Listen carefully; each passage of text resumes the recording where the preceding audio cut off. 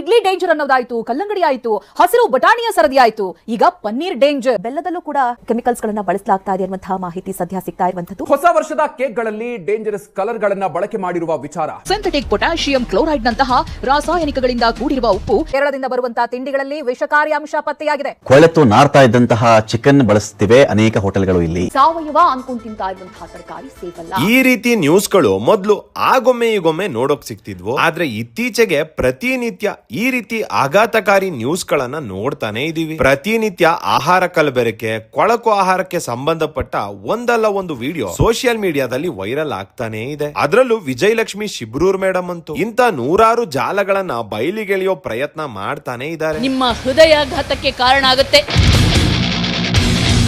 ಮೊನ್ನೆ ಸೌತೆಕಾಯಿ ಫ್ರೆಶ್ ಆಗಿ ಕಾಣ್ಲಿ ಅಂತ ಒಂದಷ್ಟು ಜನ ಮಹಿಳೆಯರು ರೈಲ್ವೆ ಸ್ಟೇಷನ್ ನಲ್ಲಿ ಹಸಿರು ಬಣ್ಣದ ರಾಸಾಯನಿಕ ಬಳಸ್ತಾ ಇರೋ ವಿಡಿಯೋ ವೈರಲ್ ಆಗಿತ್ತು. ಇದಾದ್ಮೇಲೆ ಬೀದಿ ಬದಿ ಹಣ್ಣಿನ ವ್ಯಾಪಾರಿ ಒಬ್ಬ ತನ್ನ ಹಣ್ಣುಗಳನ್ನ ಇಲಿಗಳು ತಿನ್ಬಾರ್ದು ಅಂತ ಅದಕ್ಕೆ ಇಲಿ ಪಾಷಾಣ ಮೆತ್ತುವಾಗ ಸಿಕ್ ಬಿದ್ದಿದ್ದಾನೆ. ಮತ್ತೊಂದ್ ಕಡೆ ಹಣ್ಣಿನ ವ್ಯಾಪಾರಿ ಒಬ್ಬ ತನ್ನ ಹಣ್ಣುಗಳು ಫ್ರೆಶ್ ಆಗಿ ಕಾಣ್ಲಿ ಅಂತ ಯಾವ್ದೋ ಕೆಮಿಕಲ್ ಸ್ಪ್ರೇ ಮಾಡುವಾಗ ಸಿಕ್ ಬಿದ್ದಿದ್ದಾನೆ. ಕೆಮಿಕಲ್ ನಿಂದ ತಯಾರಾಗ್ತಿರೋ ಹಾಲು, ಕೊಳಕಿನಲ್ಲಿ ತಯಾರಿಸ್ತಿರೋ ತಿಂಡಿ ತಿನಿಸುಗಳು, ಗಬ್ಬು ನಾರೋ ಫ್ಯಾಕ್ಟರಿಗಳು, ಜ್ಯೂಸ್ ಪ್ಯಾಕೆಟ್ ನಲ್ಲಿ ಹುಳಗಳು, ಡಾಬಾ, ಹೋಟೆಲ್ಸ್, ರೆಸ್ಟೋರೆಂಟ್ಸ್ ಗಳ ಊಟದಲ್ಲಿ ಹುಳಗಳು. ಇದನ್ನೆಲ್ಲ ನೋಡಿ ಆಚೆ ಕಡೆ ಏನ್ ತಿನ್ನೋಕು ಭಯ ಶುರು ಆಗೋಗಿದೆ. ಆಚೆ ಏನು ತಿನ್ನೋದೇ ಬೇಡ ಅನ್ಕೊಂಡ್ರೆ ನಾವುಗಳು ಮನೇಲಿ ಬಳಸೋ ಆಹಾರ ಪದಾರ್ಥಗಳಾದ್ರೂ ಸೇಫ್ ಆಗಿದಾವ? ತರಕಾರಿ, ಸೊಪ್ಪು, ಹಣ್ಣಿಂದ ಹಿಡಿದು ದವಸ ಧಾನ್ಯ, ಪುಡಿಗಳು ಎಲ್ಲವೂ ಕೆಮಿಕಲ್ ಯುಕ್ತ ಅಂತ ವರದಿಗಳು ಬರ್ತಾನೆ ಇದಾವೆ. ಗೊತ್ತೋ ಗೊತ್ತಿಲ್ಲದೆ ನಾವು ಪ್ರತಿನಿತ್ಯ ವಿಷಕಾರಿ ಕೆಮಿಕಲ್ಸ್ ಗಳನ್ನ ಸೇವನೆ ಮಾಡ್ತಾನೆ ಇದೀವಿ. ಈ ಮೆಣಸಿನ ಪೌಡರ್ ಗೆ ಬೆರೆಸುವಂತಹ ವಸ್ತು ಶೂ ಪಾಲಿಶ್ ಮಾಡುವಂತಹ ಕಲರ್ ಮತ್ತೆ ಬಟ್ಟೆಗಳಿಗೆ ಬಳಸುವ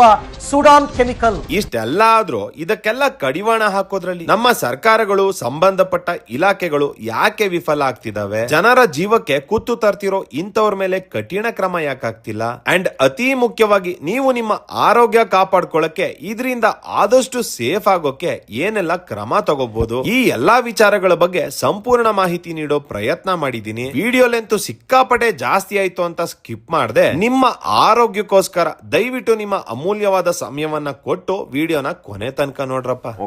ಮೊದಲನೇದಾಗಿ ಈ ಫುಡ್ ಅಡಲ್ಟ್ರೇಷನ್, ಆಹಾರ ಕಲಬೆರಕೆ ಅಂದ್ರೆ ಏನು ಅಂತ ನೋಡೋಣ.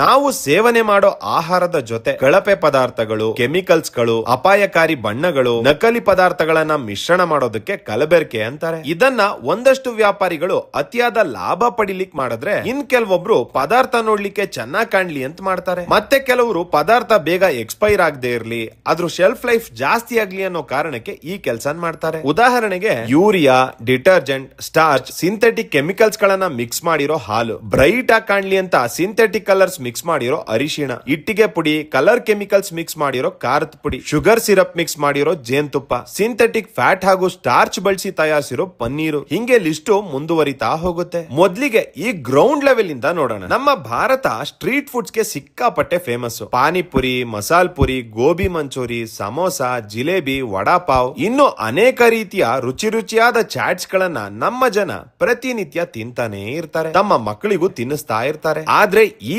ವ್ಯಾಪಾರಿಗಳಲ್ಲಿ ಅನೇಕರು ರುಚಿ ಕಡೆ ಗಮನ ಕೊಡ್ತಿದ್ದಾರೆ ಹೊರತು ಶುಚಿ ಕಡೆ ಗಮನ ಕೊಡ್ತಿಲ್ಲ. ಬಳಸಿದ ಎಣ್ಣೆಯನ್ನೇ ಪದೇ ಪದೇ ಬಳಸೋದು. ಒಳ್ಳೆ ಇಂಜಿನ್ ಆಯಿಲ್ ತರ ಕಪ್ಪುಗಾದ್ರೂ ಅದೇ ಎಣ್ಣೆನೆ ವಾರಾನ್ಗಟ್ಲೆ ಬಳಸ್ತಾರೆ. ಆರ್ಟಿಫಿಷಿಯಲ್ ಕಲರ್ಸ್ ಬ್ಯಾನ್ ಆಗಿದ್ರು ಕೆಂಪಗ್ ನೋಡೋಕ್ ಚೆನ್ನಾಗ್ ಕಾಣ್ಲಿ ಅಂತ ಟೊಮೆಟೊ ಸಾಸ್ಗೆ, ಗೋಬಿಗೆ, ಕಬಾಬ್ಗೆ, ಬಜ್ಜಿ, ಬೋಂಡಗಳಿಗೆ ಕೆಮಿಕಲ್ ಬಣ್ಣಗಳನ್ನ ಮಿಕ್ಸ್ ಮಾಡ್ತಾರೆ. ಇನ್ನು ನೀರಂತೂ ಕೇಳಲೇಬೇಡಿ, ಕೊಳಕು ನೀರನ್ನೇ ಬಳಸೋದು. ಅದೇ ನೀರಲ್ಲೇ ತಟ್ಟೆ ಲೋಟಗಳನ್ನ ತೊಳೆಯೋ ಅನೇಕ ವಿಡಿಯೋಗಳು ವೈರಲ್ ಆಗಿರೋದನ್ನ ನೋಡಿರ್ತೀರಾ. ಇದ್ರ ಜೊತೆ ಕೆಲ ವ್ಯಾಪಾರಿಗಳು ಎಕ್ಸ್ಪೈರ್ ಆಗಿರೋ ಪದಾರ್ಥಗಳನ್ನ ಒಂಚೂರು ಭಯ ಇಲ್ಲದೆ ಬಳಸ್ತಾರೆ. ಕಡೆಗೆ ಆ ಬಿಸಿ ಬಿಸಿ ಚಾಟ್ಸ್ ಗಳನ್ನ ನ್ಯೂಸ್ ಪೇಪರ್ ಗಳಲ್ಲಿ ಅಥವಾ ಚೀಪ್ ಪ್ಲಾಸ್ಟಿಕ್ ಕವರ್ ನಲ್ಲಿ ಕಟ್ಕೊಡ್ತಾರೆ. ನಮ್ಮ ಜನಗಳು ಚಾಟ್ಸ್ ಎಲ್ಲಿ ಕಡಿಮೆ ದುಡ್ಡಿಗೆ ರುಚಿಯಾಗಿ ಸಿಗುತ್ತೆ ಅಲ್ಲಿಗೆ ಹೋಗ್ತಾರೆ. ಈ ವ್ಯಾಪಾರಿಗಳು ಕಡಿಮೆ ದುಡ್ಡಿಗೆ ಚಾಟ್ಸ್ ತಯಾರಿ ಮಾಡೋ ಸಲುವಾಗಿ ಎಲ್ಲೆಲ್ಲಿ ದುಡ್ಡು ಉಳಿಸಬಹುದು ಅಂತ ನೋಡ್ತಾ ಈ ರೀತಿ ಕೊಳಕು, ಕಲಬೆರಕೆ ಕೆಲಸಗಳನ್ನ ಮಾಡ್ತಾರೆ. ಕಡೆಗೆ ನಮ್ಮ ಜನ by one get one offer ನಲ್ಲಿ ಕಡಿಮೆ ದುಡ್ಡಿಗೆ ಚಾಟ್ಸ್ ಜೊತೆ ಫ್ರೀ ಆಗಿ ಕಾಯಿಲೆನು ಕೊಂಡ್ಕೊಂಡ್ ಬರ್ತಾರೆ. ಎಲ್ಲಾ ಚಾಟ್ಸ್ ಅಂಗಡಿ, ಫಾಸ್ಟ್ ಫುಡ್ ನಲ್ಲಿ ಇದೇ ರೀತಿ ಮಾಡ್ತಾರೆ ಅಂತ ನಾನು ಹೇಳ್ತಿಲ್ಲ. ಆದ್ರೆ ಅನ್ಹೈಜೀನ್ ಅನ್ನೋದು ನಮ್ಮ ಇಂಡಿಯಾದ ಸ್ಟ್ರೀಟ್ ಫುಡ್ ಕಲ್ಚರ್ ನಲ್ಲಿ ಸರ್ವೇ ಸಾಮಾನ್ಯ ಅನ್ನೋ ರೀತಿ ಆಗೋಗ್ತಿದೆ. ಜನ ಸೀರಿಯಸ್ ಆಗಿ ತಗೋಬೇಕಾಗಿರೋ ವಿಷಯನ ತಮಾಷೆಯಾಗಿ ಜೋಕ್ ಆಗಿ ತಗೋತಾ ಇರೋದೇ ವಿಪರ್ಯಾಸ. ಈಗ ಈ ಸಣ್ಣ ಪುಟ್ಟ ವ್ಯಾಪಾರಿಗಳನ್ನ ಬಿಡಿ, ದೊಡ್ಡ ದೊಡ್ಡ ಕಂಪನಿಗಳು, ಫ್ಯಾಕ್ಟರಿಗಳ ಬಗ್ಗೆ ಮಾತಾಡೋಣ. ಭಾರತದಲ್ಲಿ ಮಾರಾಟವಾಗ್ತಿರೋ ಬಹುತೇಕ ಪ್ಯಾಕ್ಡ್ ಪ್ರೋಸೆಸ್ಡ್ ಫುಡ್ ಗಳಲ್ಲಿ ಫುಡ್ ಸೇಫ್ಟಿ ಸ್ಟ್ಯಾಂಡರ್ಡ್ಸ್ ನಲ್ಲಿ ಮೆನ್ಷನ್ ಮಾಡಿರೋ ಪ್ರಮಾಣಕ್ಕಿಂತ ಅತಿ ಹೆಚ್ಚು ಶುಗರ್, ಅಧಿಕ ಉಪ್ಪು, ಅನಾರೋಗ್ಯಕರ ಫ್ಯಾಟ್ಸ್ ಗಳು, ಪ್ರಿಸರ್ವೇಟಿವ್ಸ್ ಗಳು, ಅಡಿಟಿವ್ಸ್ ಗಳನ್ನ ಮಿಶ್ರಣ ಮಾಡ್ತಿದ್ದಾರೆ. ಚಿಕ್ಕ ಮಕ್ಕಳಿಗೆ ತಿನ್ಸೋ ಸೀರಿಯಲ್ಸ್ ನಲ್ಲಿ ಕೂಡ ಅಳತೆಗೂ ಮೀರಿದ ಶುಗರ್ ಕಂಟೆಂಟ್ ಇರುತ್ತೆ. ಅತಿಯಾದ ಸೋಡಿಯಂ ಮಿಶ್ರಿತ ನೂಡಲ್ಸ್ ಗಳು, ಸೇಫ್ಟಿ ಲಿಮಿಟ್ ಮೀರಿ ಪಾಮ್ ಆಯಿಲ್ ಬಳಸಿ ಮಾಡಿದಂತ ಚಾಕ್ಲೇಟ್ಸ್, ಬಿಸ್ಕೆಟ್ಸ್ ಗಳು. ಇಷ್ಟಾದ್ರೂ ಈ ಕಂಪನಿಗಳು ತಮ್ಮ ಪ್ರಾಡಕ್ಟ್ ಗಳನ್ನ ಬಹಳ ಆರೋಗ್ಯಕರ, ಮಕ್ಕಳ ಬೆಳವಣಿಗೆಗೆ ಪೂರಕ ಅಂತ ಮಿಸ್ಬ್ರ್ಯಾಂಡ್ ಮಾಡ್ತಾ ಜನಗಳನ್ನ ಯಾಮಾರಿಸ್ತಾ ಇದ್ದಾರೆ. ಇದನ್ನೆಲ್ಲಾ ಸೇವನೆ ಮಾಡ್ತಿರೋ ನಮ್ಮ ಮಕ್ಕಳು, ಯುವಕರು ಚಿಕ್ಕ ವಯಸ್ಸಿಗೆ obesity, fatty liver, type 2 diabetes, insulin resistance, PCOS, hypertension, ಹಲ್ಲಿನ ಸಮಸ್ಯೆಗಳು, ಗಟ್ ಹೆಲ್ತ್ ಸಮಸ್ಯೆಗಳನ್ನ ಫೇಸ್ ಮಾಡಬೇಕಾದಂತ ಪರಿಸ್ಥಿತಿ ಬಂದಿದೆ. India has the highest number of diabetes patients in the world with an estimated 212 million cases. ಇದಾದ್ಮೇಲೆ ನಾವು ತರಕಾರಿ, ಸೊಪ್ಪು, ಹಣ್ಣುಗಳನ್ನ ಯಥೇಚ್ಛವಾಗಿ ತಿಂದ್ರೆ ನಮ್ಮ ಆರೋಗ್ಯ ಚೆನ್ನಾಗಿರುತ್ತೆ ಅನ್ಕೊಂಡಿದೀವಿ. ಆದ್ರೆ ಇವತ್ತಿನ ದಿನ ಹಣ್ಣು, ತರಕಾರಿ, ಸೊಪ್ಪುಗಳಿಗೇನೆ ಅತಿಯಾದ ಕೀಟನಾಶಕ, ಕೆಮಿಕಲ್ಸ್ ಗಳನ್ನ ಸಿಂಪಡಣೆ ಮಾಡಲಾಗ್ತಿದೆ. ಒಟ್ಟು 72 ತರಕಾರಿಯಲ್ಲಿ 11 ಬಗೆಯ ವಿಷಕಾರಿ ಅಂಶ ಹಾಗೂ 230 ಕೀಟನಾಶಕ ಅಂಶ ಪತ್ತೆಯಾಗಿದೆ. ಈ ಕಲಿಯುಗದಲ್ಲಿ ವ್ಯವಸಾಯ ಅನ್ನೋದೇ ಬಹುತೇಕ ವಿಷಯುಕ್ತ ಆಗೋಗಿದೆ ಅನ್ನೋದೇ ಕಟು ವಾಸ್ತವ. ಕಳೆ ನಾಶ ಮಾಡೋಕು ಕೆಮಿಕಲ್, ಬೆಳೆ ಬೆಳೆಯೋಕು ಕೆಮಿಕಲ್.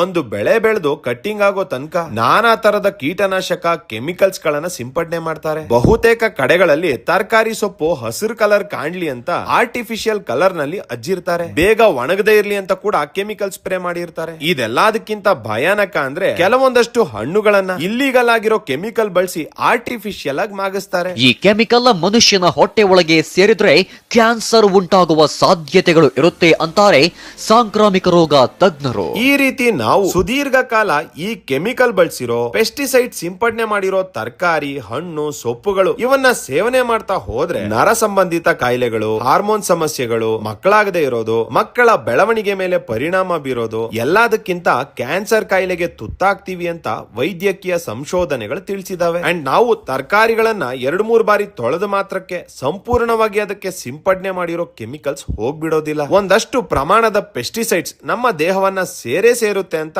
ತಜ್ಞರು ಹೇಳಿದ್ದಾರೆ. ಆದ್ರೆ ಇವುಗಳನ್ನ ಮ್ಯಾಕ್ಸಿಮಮ್ ಲೆವೆಲ್ಗೆ ಕ್ಲೀನ್ ಮಾಡಿ ತಿನ್ನೋದು ಹೇಗೆ ಅನ್ನೋದನ್ನ ವಿಡಿಯೋ ಕೊನೆಯಲ್ಲಿ ಹೇಳಿದ್ದೀನಿ. ಇನ್ನು ನಿಮ್ಮ ಮನೆಗಳ ಸುತ್ತಮುತ್ತ ಗಮನಿಸಿ ನೋಡಿ. ಸಿಟಿಗಳಲ್ಲಿ ಪ್ರತಿ 50 ಮೀಟರ್ಗೊಂದು ಮೆಡಿಕಲ್ ಸ್ಟೋರ್ಸ್ ಗಳು ಹುಟ್ಕೊಂತಾ ಇದಾವೆ. ಪ್ರತಿ ಕಿಲೋಮೀಟರ್ಗೊಂದು ಕ್ಲಿನಿಕ್, ಪ್ರತಿ 2 ಕಿಲೋಮೀಟರ್ಗೊಂದು ಹಾಸ್ಪಿಟಲ್ಸ್ ಗಳು ತಲೆ ಎತ್ಕೊಂತಾ ಇದಾವೆ. ಹಳ್ಳಿಗಳಲ್ಲೂ ದಿನೇ ದಿನೇ ಹೊಸ ಮೆಡಿಕಲ್ ಸ್ಟೋರ್ಸ್ ಗಳು ಹುಟ್ಕೊಂತಾ ಇದಾವೆ. ಅಷ್ಟು ಮೆಡಿಕಲ್ ಸ್ಟೋರ್ಸ್ ಗಳು ಹುಟ್ಕೊಂತಾ ಇದಾವೆ ಅಂದ್ರೆ ಆ ಬಿಸ್ನೆಸ್ ನಲ್ಲಿ ಅಷ್ಟು ಲಾಭ ಇದೆ ಅಂತ ಅರ್ಥ. ಅಷ್ಟು ಲಾಭ ಆಗ್ತಿದೆ ಅಂದ್ರೆ ಅಷ್ಟು ಜನ ಮೆಡಿಸಿನ್ಸ್ ತಿಂತಾ ಇದಾರೆ, ಕಾಯಿಲೆ ಬೀಳ್ತಾ ಇದಾರೆ ಅಂತ ಅರ್ಥ. ಸೊ ಇಷ್ಟೊಂದು ಜನ ಕಾಯಿಲೆ ಬೀಳೋಕೆ ಕಾರಣ ಏನು? ನಾವು ಪ್ರತಿನಿತ್ಯ ಗೊತ್ತಿಲ್ಲದೆ ಸೇವನೆ ಮಾಡ್ತಿರೋ ಇದೇ ಕೆಮಿಕಲ್ ಯುಕ್ತ ಆಹಾರಗಳು. FSSAI ಅವರ ವರದಿ ಪ್ರಕಾರ 2024-25 ನಡೆಸಿರೋ ಫುಡ್ ಟೆಸ್ಟ್ ನಲ್ಲಿ ದೇಶದ 1,70,535 ಸ್ಯಾಂಪಲ್ ಗಳ ಪೈಕಿ 34,388 ಸ್ಯಾಂಪಲ್ ಗಳು ಲ್ಯಾಬ್ ಟೆಸ್ಟ್ ನಲ್ಲಿ ಫೇಲ್ ಆಗಿದಾವೆ. ಭಾರತದ ಅನೇಕ ಫೇಮಸ್ ಕಂಪನಿಯ ಚಾಕ್ಲೇಟ್ಸ್ ಗಳು, ಡೈರಿ ಪ್ರಾಡಕ್ಟ್ಸ್ ಗಳು, ಅಡುಗೆ ಎಣ್ಣೆಗಳನ್ನು ಸೇರಿದಂತೆ ನಾವು ಸೇವನೆ ಮಾಡೋ ಅನೇಕ ಪ್ರಾಡಕ್ಟ್ ಸ್ಯಾಂಪಲ್ಸ್ ಗಳು ತಿನ್ನಲು ಯೋಗ್ಯವಿಲ್ಲ, ಕಲಬೆರಕೆ ಆಗಿದಾವೆ, ಕೆಮಿಕಲ್ ಮಿಶ್ರಿತ ಆಗಿದಾವೆ ಅಂತ ವರದಿ ಕೊಟ್ಟಿದ್ದಾರೆ. ಅಂದ್ರೆ ನಾವು ತಿಂತಿರೋ 5ರಲ್ಲಿ 1 ಪದಾರ್ಥ ನಮ್ಮ ಆರೋಗ್ಯವನ್ನ ಡ್ಯಾಮೇಜ್ ಮಾಡ್ತಾ ಇದೆ ಅಂತ ಅರ್ಥ. ಅದ್ರಲ್ಲೂ ಬೆಳೆಯೋ ಮಕ್ಕಳಿಗೆ ದೊಡ್ಡ ಗ್ಲಾಸ್ ಹಾಲು ಕೊಡಿ ಅಂತ ಹೇಳ್ತಾರೆ. ಆದ್ರೆ ಈ ಟೆಸ್ಟ್ ನಲ್ಲಿ 38% ನಷ್ಟು ಹಾಲಿನ ಉತ್ಪಾದನೆಗಳು ಸೇವನೆಗೆ ಯೋಗ್ಯವಲ್ಲ ಅಂತ ಹೇಳಿ ಫೇಲ್ ಆಗಿದಾವೆ. ಇನ್ನು ಸಸ್ಯಾಹಾರಿಗಳಿಗೆ ಪ್ರೋಟೀನ್ ಬೇಕು ಅಂದ್ರೆ ಪನ್ನೀರ್ ತಿನ್ನಿ ಅಂತಾರೆ. ಆದ್ರೆ 83% ರಷ್ಟು ಪನ್ನೀರ್ ಸ್ಯಾಂಪಲ್ಸ್ ಗಳು ಈ ಟೆಸ್ಟ್ ನಲ್ಲಿ ಫೇಲ್ ಆಗಿದಾವೆ. ಅದ್ರಲ್ಲೂ 40% ನಷ್ಟು ಸ್ಯಾಂಪಲ್ಸ್ ಗಳು ಮನುಷ್ಯ ತಿನ್ಲಿಕ್ಕೆ ಯೋಗ್ಯವಲ್ಲದಷ್ಟು ಕೀಳು ಮಟ್ಟದಲ್ಲಿದ್ವು ಅಂತ ವರದಿಯಲ್ಲಿ ತಿಳಿಸಿದ್ದಾರೆ. 83% did not meet quality standards. 40% were unsafe for consumption. ಒಟ್ನಲ್ಲಿ ನಮ್ಮ ಸರ್ಕಾರಗಳು ಜನಗಳಿಗೆ ಏನೇನೋ ಫ್ರೀ ಕೊಟ್ಟು ಕಾಯಿಲೆನ ದುಡ್ಡಿಗೆ ಮಾರ್ತಾ ಇದ್ದಾರೆ. ನಮ್ಮ ದೇಶದಲ್ಲಿ ಈ ಫುಡ್ ಸೇಫ್ಟಿಗೆ ಸಂಬಂಧಪಟ್ಟ ಕಾನೂನು ಇಲ್ವಾ? ಇದೆ. ಫುಡ್ ಸೇಫ್ಟಿ ಸ್ಟ್ಯಾಂಡರ್ಡ್ಸ್ ಮೇಂಟೈನ್ ಮಾಡಬೇಕು, ಇಂತಿಷ್ಟೇ ಪ್ರಮಾಣದಲ್ಲಿ ಪ್ರಿಸರ್ವೇಟಿವ್ಸ್, ಅಡಿಟಿವ್ಸ್ ಬಳಸಬೇಕು ಅನ್ನೋ ನಿಯಮಗಳಿಲ್ವಾ? ಇದಾವೆ. ಇದನ್ನ ನೋಡ್ಕೊಳ್ಳಕ್ಕೆ ಅಂತಲೇ ಪ್ರತ್ಯೇಕ ಇಲಾಖೆಗಳಿದಾವೆ. ಆದ್ರೂ ಕೂಡ ಇದನ್ನೆಲ್ಲ ಸಂಪೂರ್ಣವಾಗಿ ಹತೋಟಿಗೆ ತಗೊಳ್ಳೋದ್ರ ಮಾಡೋದ್ರಲ್ಲಿ ಇದನ್ನೆಲ್ಲ ತಡೆಗಟ್ಟೋದ್ರಲ್ಲಿ ನಮ್ಮ ಸರ್ಕಾರಗಳು ಇಲಾಖೆಗಳು ವಿಫಲ ಆಗ್ತಿದಾವೆ. ಇದಕ್ಕೆ ಮುಖ್ಯ ಕಾರಣ ಏನ್ ಗೊತ್ತಾ? ನಮ್ಮ ಭಾರತೀಯರ ಜನಸಂಖ್ಯೆಗೆ ಅನುಗುಣವಾಗಿ ಈ ಇಲಾಖೆ ಸಿಬ್ಬಂದಿಗಳು ಅಧಿಕಾರಿಗಳು ಇಲ್ಲದೆ ಇರೋದು. ನಮ್ಮ ಭಾರತದಾದ್ಯಂತ ಸಣ್ಣ ವ್ಯಾಪಾರಿಗಳಿಂದ ಹಿಡಿದು ದೊಡ್ಡ ದೊಡ್ಡ ವ್ಯಾಪಾರಿಗಳು ಇಂಡಸ್ಟ್ರೀಸ್ ತನಕ ಲಕ್ಷಾಂತರ ಜನ ಆಹಾರಕ್ಕೆ ಸಂಬಂಧಪಟ್ಟ ಬಿಸ್ನೆಸ್ ಮಾಡ್ತಾ ಇದ್ದಾರೆ. ಇವರನ್ನೆಲ್ಲ ಮಾನಿಟರ್ ಮಾಡಬೇಕು ಅಂದ್ರೆ ಸರ್ಕಾರ ಅಧಿಕ ಸಂಖ್ಯೆಯಲ್ಲಿ ಸಿಬ್ಬಂದಿಗಳು ಅಧಿಕಾರಿಗಳನ್ನ ನೇಮಕ ಮಾಡಬೇಕು. ಅಧಿಕ ಸಂಖ್ಯೆಯಲ್ಲಿ ಫುಡ್ ಸ್ಯಾಂಪಲ್ಸ್ ಗಳನ್ನ ಟೆಸ್ಟ್ ಮಾಡ್ಲಿಕ್ಕೆ ಸುಸಜ್ಜಿತವಾದ ಪ್ರಯೋಗಾಲಯಗಳು ಇರಬೇಕು. ಅಮಾವಾಸ್ಯೆಗೊಂದ್ಸಲ ಹುಣ್ಣಿಮೆಗೊಂದ್ಸಲ ತಪಾಸಣೆ ಮಾಡೋದು ಬಿಟ್ಟು ಪ್ರತಿನಿತ್ಯ ಇವುಗಳ ಬಗ್ಗೆ ಹದ್ದಿನ ಕಣ್ಣಿಡಬೇಕು. ಅಂಡ್ ಎಲ್ಲದಕ್ಕಿಂತ ಮುಖ್ಯವಾಗಿ ಈ ಕಾನೂನು ಉಲ್ಲಂಘನೆ ಮಾಡೋರ್ ಮೇಲೆ ಕಠಿಣವಾದ ಕ್ರಮ ತಗೋಬೇಕು. ಬಟ್ ಇದಂತೂ ನಮ್ಮ ದೇಶದಲ್ಲಿ ಸಿಕ್ಕಾಪಟ್ಟೆ ಕಷ್ಟ ಬಿಡಿ. ಕಾರಣ ಭ್ರಷ್ಟಾಚಾರ. ಹಿಂಗಾಗಿರೋದಕ್ಕೇನೆ ಫುಡ್ ಬಿಸ್ನೆಸ್ ಮಾಡೋರ್ಗೆ ನಮ್ಮ ದೇಶದ ಕಾನೂನಿನ ಬಗ್ಗೆ ಭಯನೇ ಇಲ್ದಂಗಾಗಿದೆ. ಯಾವಾಗ ಬಿಸ್ನೆಸ್ ಗಳಿಗೆ ಕಾನೂನಿನ ಭಯ ಇರೋದಿಲ್ವೋ ಆಗ ಕಾನೂನೇ ಒಂದು ಬಿಸ್ನೆಸ್ ಆಗೋಗುತ್ತೆ. ಅರ್ಥ ಆಯ್ತು ಅನ್ಸುತ್ತೆ. ಇದಕ್ಕೆಲ್ಲ ನಾವೇ ಏನು ಪರಿಹಾರ ಕಂಡಿಡ್ಕೊಳಕ್ಕಾಗಲ್ವಾ ಅಂತ ನೀವು ಕೇಳಬಹುದು. ಖಂಡಿತ ಮ್ಯಾಕ್ಸಿಮಮ್ ಲೆವೆಲ್ಗೆ ನಮ್ಮ ಆರೋಗ್ಯ ಕಾಪಾಡ್ಕೊಳಕ್ಕೆ ನಾವು ಒಂದಷ್ಟು ಅಭ್ಯಾಸಗಳನ್ನು ಬೆಳೆಸ್ಕೋಬೇಕಾಗತ್ತೆ. ಮೊದ್ಲಿಗೆ ನೀವು ಎಷ್ಟೇ ಕ್ಲೀನ್ ಆಗಿ ಕಾಣೋ ತರಕಾರಿ ಹಣ್ಣು ಸೊಪ್ಪುಗಳನ್ನ ಮನೆಗ್ ತಗೊಂಡ್ ಬಂದ್ರುವೆ ಸುಮ್ನೆ ಹಂಗೆ ತೊಳೆದು ತಿನ್ನೋಕ್ ಹೋಗ್ಬೇಡಿ. ಬದಲಾಗಿ ಆ ತರಕಾರಿ ಹಣ್ಣು ಸೊಪ್ಪುಗಳನ್ನ 1 ಲೀಟರ್ ನೀರಿಗೆ 2 ಚಮಚ ಬೇಕಿಂಗ್ ಸೋಡಾ ಅಥವಾ 1 ಚಮಚ ಉಪ್ಪನ್ನ ಹಾಕಿ 10 ರಿಂದ 15 ನಿಮಿಷ ನೆನ್ಸಿಡಿ. ನಂತರ ಅದನ್ನ ರನ್ನಿಂಗ್ ವಾಟರ್ ಅಂದ್ರೆ ನಲ್ಲಿ ನೀರಿನಲ್ಲಿ ತೊಳಿರಿ. ಹಿಂಗ್ ಮಾಡೋದ್ರಿಂದ ಅವುಗಳ ಮೇಲಿರೋ ವ್ಯಾಕ್ಸ್ ಪೆಸ್ಟಿಸೈಡ್ಸ್ ಇನ್ನಿತರ ಕೆಮಿಕಲ್ಸ್ ಗಳು 98% ಶುದ್ಧ ಆಗತ್ತೆ. ಬಾಳೆ ಪಪಾಯ ಮಾವು ಇವುಗಳು ಒಂದ್ ಸಣ್ಣ ಮಾರ್ಕು ಇಲ್ದೆ ಒಂದೇ ಸಮನಾಗಿ ಒಂದೇ ಕಲರ್ ಕಾಣ್ತಿದೆ ಅಂದ್ರೆ ಅದು ಆರ್ಟಿಫಿಷಿಯಲ್ ಆಗಿ ಕ್ಯಾಲ್ಸಿಯಂ ಕಾರ್ಬೈಡ್ ಬಳಸಿ ಹಣ್ಣು ಮಾಡಿದ್ದಾರೆ ಅಂತ ಅರ್ಥ. ಸೊ ಇಂತ ಹಣ್ಣುಗಳನ್ನ ಆದಷ್ಟು ಅವಾಯ್ಡ್ ಮಾಡಿ. ನೆಕ್ಸ್ಟ್ ಆದಷ್ಟು ಅಲ್ಟ್ರಾ ಪ್ರೊಸೆಸ್ಡ್ ಪ್ಯಾಕ್ಡ್ ಫುಡ್ ಗಳನ್ನ ಅವಾಯ್ಡ್ ಮಾಡಿ. ಯಾಕಂದ್ರೆ ಈ ರೀತಿ ಹಲವಾರು ಪ್ರಾಡಕ್ಟ್ ಗಳು FSSAI ಅವರ ಅಳತೆಗೂ ಮೀರಿದ ಶುಗರ್ ಸೋಡಿಯಂ ಪ್ರಿಸರ್ವೇಟಿವ್ಸ್ ಅಡಿಟಿವ್ಸ್ ಗಳನ್ನ ಬಳಸ್ತಿರ್ತಾರೆ. ಅಂತೂ ನಿಮಗೆ ಅದನ್ನ ತಿನ್ನಬೇಕು ಅನ್ಸಿದ್ರೆ ದಯವಿಟ್ಟು ಲೇಬಲ್ ಓದಿ ಏನಿದೆ ಏನಿಲ್ಲ ಅಂತ ತಿಳ್ಕೊಳ್ಳಿ. ಲೇಬಲ್ ಓದಿದ್ರೂ ಅರ್ಥ ಆಗ್ತಿಲ್ಲ ಅಂದ್ರೆ ಫುಡ್ ಫಾರ್ಮರ್ ನಂತ ಕಾಂಟೆಂಟ್ ಕ್ರಿಯೇಟರ್ಸ್ ಗಳನ್ನ ಫಾಲೋ ಮಾಡಿ. ಇವ್ರುಗಳು ನಾವು ಪ್ರತಿನಿತ್ಯ ಬಳಸೋ ಆಹಾರ ಪದಾರ್ಥಗಳಲ್ಲಿ ಏನಿದೆ ಏನಿಲ್ಲ, ದೊಡ್ಡ ದೊಡ್ಡ ಕಂಪನಿಗಳು ಹೇಗೆ ಭಾರತೀಯರನ್ನ ಮಂಗ ಮಾಡ್ತಿದಾವೆ, ಹೆಂಗೆ ನಮ್ಮ ಆರೋಗ್ಯದ ಜೊತೆ ಚೆಲ್ಲಾಟ ಆಡ್ತಿದ್ದಾರೆ ಅನ್ನೋದನ್ನ ತುಂಬಾ ಚೆನ್ನಾಗಿ ಎಕ್ಸ್ಪೋಸ್ ಮಾಡ್ತಿದ್ದಾರೆ. ಇವ್ರ ವಿಡಿಯೋಗಳನ್ನ ನೋಡಿದ್ರೆ ಸಾಕು ಏನ್ ತಿನ್ಬೇಕು ಏನ್ ತಿನ್ಬಾರ್ದು ಅಂತ ನೀವೇ ಅಲರ್ಟ್ ಆಗಿ ಹೋಗ್ತೀರಾ. ಇನ್ನು ಫಾಸ್ಟ್ ಫುಡ್ ಹೋಟೆಲ್ಸ್ ಗಳಲ್ಲಿ ಊಟ ಮಾಡ್ತಿದ್ದೀರಾ ಪಾರ್ಸಲ್ ತಗೋತೀರಾ ಅಂದ್ರೆ ಅವರು ಪ್ಲಾಸ್ಟಿಕ್ ಕವರ್ ಬಳಕೆ ಮಾಡ್ತಿದಾರ ಅಂತ ನೋಡಿ. ಇಡ್ಲಿಗಳನ್ನ ತೆಳು ಪ್ಲಾಸ್ಟಿಕ್ ಹಾಕಿ ಬೇಯಿಸೋದು, ಬಿಸಿ ಊಟ ತಿಂಡಿಯನ್ನ ಪ್ಲಾಸ್ಟಿಕ್ ಕವರ್ ನಲ್ಲಿ ಹಾಕಿ ಕಟ್ಕೊಡ್ತಾರೆ ಅಂದ್ರೆ ದಯವಿಟ್ಟು ಅಲ್ಲಿಗೆ ಹೋಗ್ಲೇಬೇಡಿ. ಇಡ್ಲಿ ತಯಾರಿಕೆಗೆ ಬಳಕೆ ಆಗ್ತಿದೆ